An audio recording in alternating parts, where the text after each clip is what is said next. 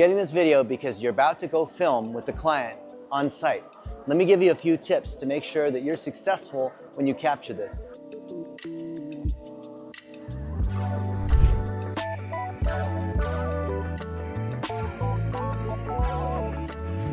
Now, most people who are not professionals on video, they're absolutely scared to death to be able to look at a camera. So the best thing is, if you interview them, and let's say you're looking at them like this and you're having a conversation, then the camera can be over here, because looking in the camera creates all kinds of stress. Bringing a fancy camera, a big light, a big production crew, more people, all that creates a lot more stress, because it's more important to capture those authentic moments where they don't even realize the camera is there.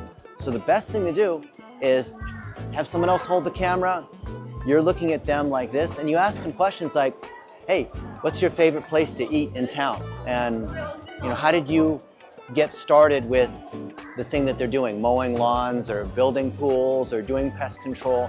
And you're just warming up with simple answers. So things like their favorite food, sports teams, things that are not related to the actual business of what they're doing, just to kind of get them to warm up. Because the first 4 or 5 minutes, you're just trying to get them to loosen up, because people can tell when there's pressure. And if you're repurposing these videos in the content factory process that we teach to turn them into Google My Business posts, Instagram stories, tweets, Facebook posts, things that you put on the website, you need to capture that natural kind of vibe. And there's nothing better than having you just kind of having fun with them, or a couple of them, they're just working together on the job, and you capture that kind of lighthearted humor, the camaraderie. That's what you really want to be able to get. So think about the different ways that you could position that. What I see a lot of people do is, A, they forget to have a microphone. That's important. You need great sound. They think it needs to be in a perfectly soundproof, perfect environment, but you saw this kid just walk right in front of us, which is fine. So don't worry about like the truck or the ambulance going by. Just be natural, as if the camera was another friend. And think about, do some research on them in advance. Look them up. I like to creep on people on Facebook and see like, what did they do this past weekend and where are they from, and say their name multiple times. I've seen a lot of people who are new at interviewing, they'll say, they just robotically ask all these questions. So tell me, where'd you grow up? Tell me, what's your favorite thing about working at this company? Tell me, what are the services that you provide? Tell me about the city that you live in. I mean, those are questions you do want to have answered. You do want to have a tour of their office. You want to show the equipment. You want to talk about the staff. Yes, all those things. But the most important part is that vibe. So think about how you can collect that kind of vibe. It comes from saying their name. It comes from when they tell a story about what's important to them. Like if you see some of the videos I've made where I'm interviewing people about their why, like they're doing it for their kids.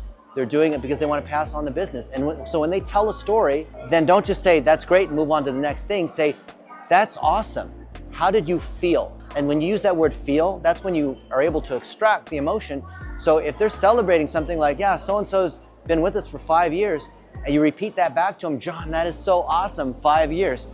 How do you feel? And that's when, and don't be afraid to ask that same question several times over. They won't even realize that's what you're doing. But any kind of accomplishment, any kind of fun thing, any kind of thing that's meaningful, then you want to ask them, that is awesome. How do you feel about that? What is, if you've run out of questions or you're not really quite sure what to say, you can say, what gives you energy, right? What is it that causes you to wake up with passion in the morning? And you'll be surprised the kinds of questions that you get. Don't just, you can use ChatGPT and say, oh, I'm interviewing this pest control guy in Dallas. What questions should I ask about his business that satisfy PAA and EEAT, which are two things you can look up on what we've talked about. Danny Lee Brandt and I made a video on the new wave of SEO, new era of SEO, right? And if you make a mistake, don't worry about it, just keep going, right? It's normal, just like in a regular conversation.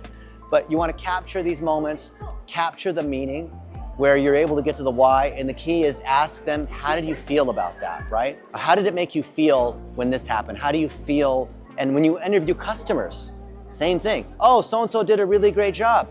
That's awesome. How do you feel about that? And then from there, once you have the emotion, you can say, what would you say to a friend of yours who needs pest control?